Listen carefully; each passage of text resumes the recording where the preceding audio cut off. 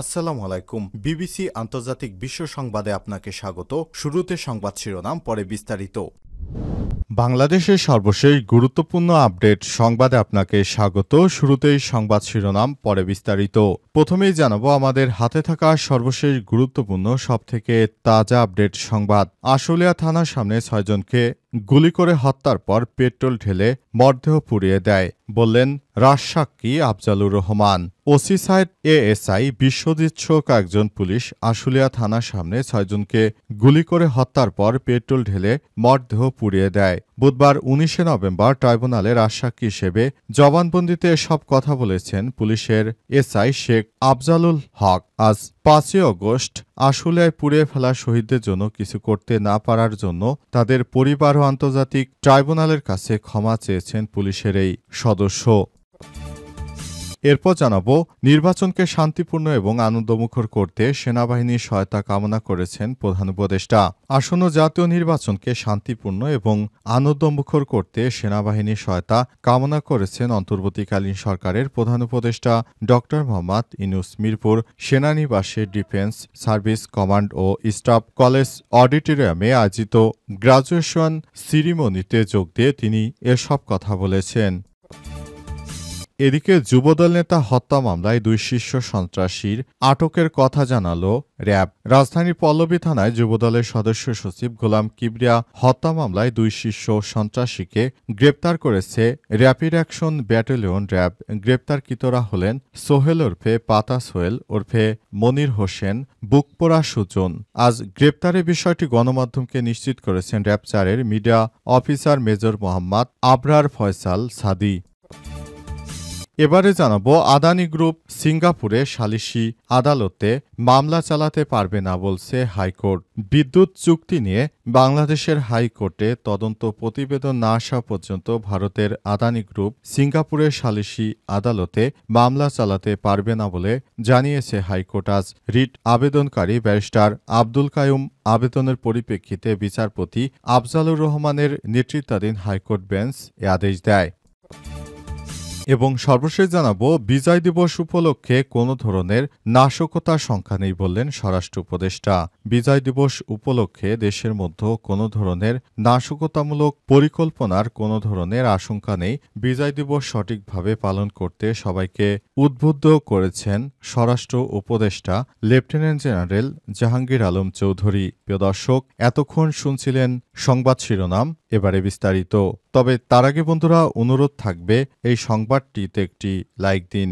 এই চ্যানেলে আপনি নতুন হয়ে থাকলে আমাদের সংবাদটি দেখতে দেখতে চ্যানেলটি সাবস্ক্রাইব করে রাখুন। কমেন্ট করে বন্ধুরা আপনার মূল্যবান মতামত জানিয়ে দিন আপনি বিশ্বের কোন দেশ থেকে বা বাংলাদেশের কোন স্থান থেকে আমাদের সংবাদটি দেখছেন এবং শুনছেন। আর বন্ধুরা, সংবাদটি আপনার সোশ্যাল মিডিয়া ফেসবুকে শেয়ার করে বন্ধুদেরও দেখার সুযোগ করে দিন।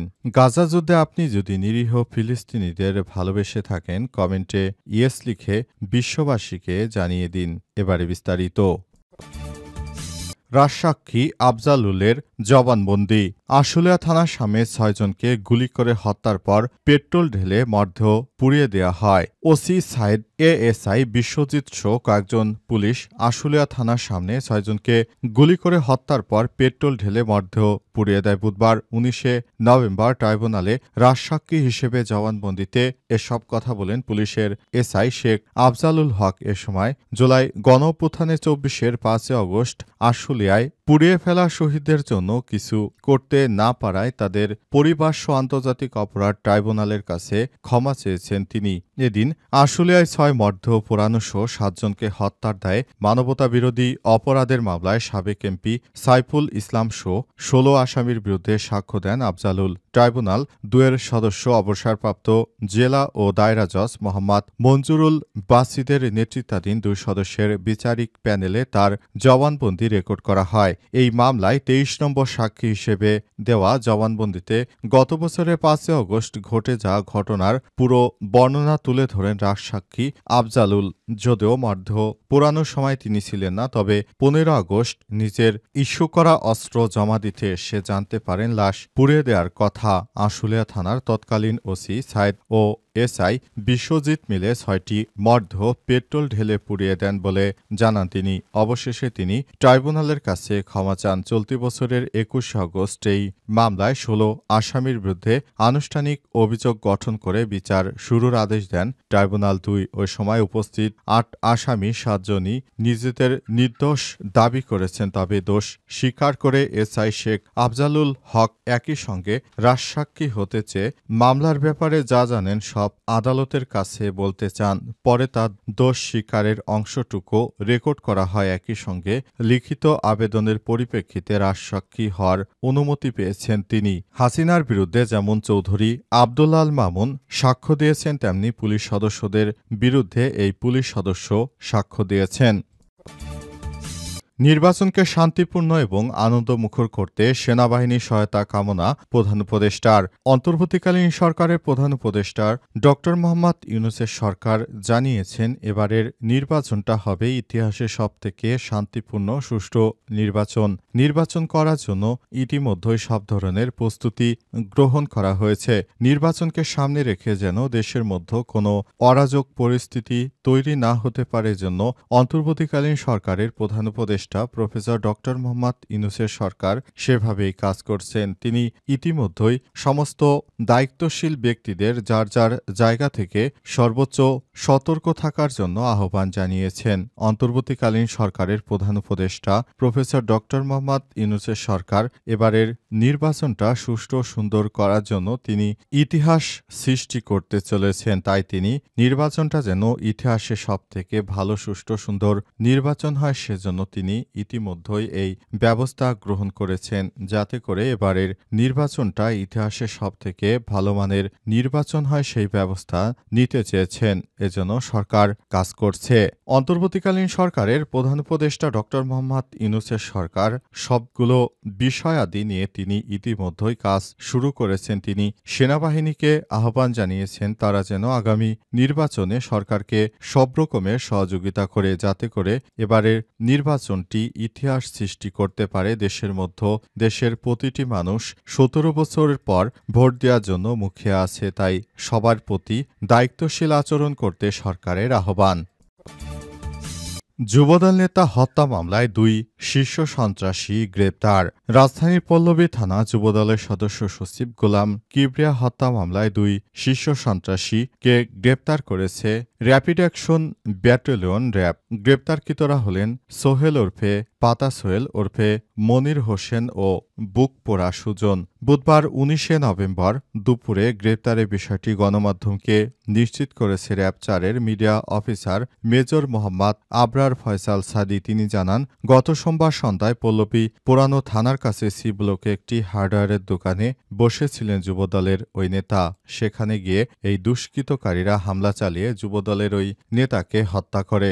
এই ঘটনা ঘটার পর পুরো দেশের মধ্যে নানারকম সমস্যা বিশৃঙ্খল পরিস্থিতি তারা ছড়িয়ে দেওয়ার চেষ্টা করে। এরপরই তাদেরকে আটক করেছে আইনশৃঙ্খলা রক্ষাকারী বাহিনীর সদস্যরা।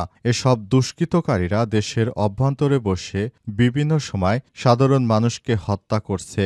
এর আগে চট্টগ্রামে বিএনপি নেতার এক গণসমাবেশে বিএনপির এমপি পদপ্রার্থী ব্যক্তির ডান পাশে এক শীর্ষ সন্ত্রাসীকে অপর গ্রুপের লোকজন গুলি করে হত্যা করে। এই ঘটনার পর থেকেই সম্পূর্ণ জামাতের উপর দোষ চাপিয়ে দিতে চেয়েছিল বিএনপি, কিন্তু শেষ পর্যন্ত জামাতের প্রতি আর দোষ চাপাতে পারেনি বিএনপির নেতৃত্ববৃন্দরা। তাদের কাছে জিজ্ঞাসা করা হলে আপনাদের গণসংযোগে এই শীর্ষ সন্ত্রাসী কোর্ট থেকে আসলো, তখন তারা এ ব্যাপারে কোনো কথা বলতে পারেনি। অবশেষে জানা যায় ওই শীর্ষ সন্ত্রাসী মূলত এই হত্যাকাণ্ডের ঘটনা ঘটিয়েছে। এর সঙ্গে বাংলাদেশ জামাত ইসলামের কোনো সম্পৃক্ততা পাওয়া যায়নি। শুধু বাংলাদেশ জামাত ইসলামের নামে এই ধরনের মিথ্যা প্রোপাগান্ডা ছড়াচ্ছে বিএনপির নেতৃত্ববৃন্দরা, কিন্তু প্রকৃতপক্ষে একটি আদর্শিক রাজনৈতিক দল বাংলাদেশ জামাত ইসলাম। আদানি গ্রুপ সিঙ্গাপুরে সালিসি আদালতে মামলা চালাতে পারবে না বলছে হাইকোর্ট। বিদ্যুৎ চুক্তি নিয়ে বাংলাদেশের হাইকোর্টের তদন্ত প্রতিবেদন না আসা পর্যন্ত ভারতের আদানি গ্রুপ সিঙ্গাপুরে সালিসি আদালতে মামলা চালাতে পারবে না বলে জানিয়েছে হাইকোর্ট। বুধবার ১৯ নভেম্বর রিট আবেদনকারী ব্যারিস্টার আব্দুল কায়েমের আবেদনের পরিপ্রেক্ষিতে বিচারপতি বজলুর রহমানের নেতৃত্বাধীন হাইকোর্ট বেঞ্চ আদেশ দিয়েছে।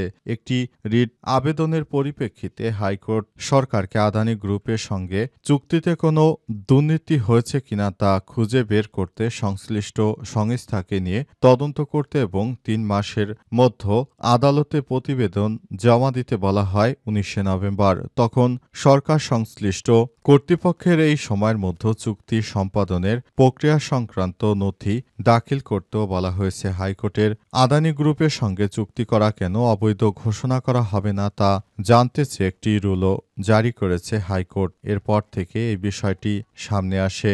সরকার এখন চাইলে সেটি আর করতে পারবে না। তাই আদানি গ্রুপ এবং বাংলাদেশ সরকার যে সালিসি আদালতে সিঙ্গাপুরে যার যে বিষয়টি তারা বলেছিল আদতে তারা এটা এখন আর করতে পারবে না, কারণ এই বিষয়টি নিয়ে ইতিমধ্যেই সমস্যা তৈরি হয়েছে। সুতরাং এখন আর এই ধরনের কর্মকাণ্ড করতে পারবে না। তাই এই বিষয়গুলো খুবই ঝুঁকিপূর্ণ একটি ব্যাপার হয়ে দাঁড়িয়েছে। এখন থেকে সরকার চাইলে আর এগুলো করতে পারবে না।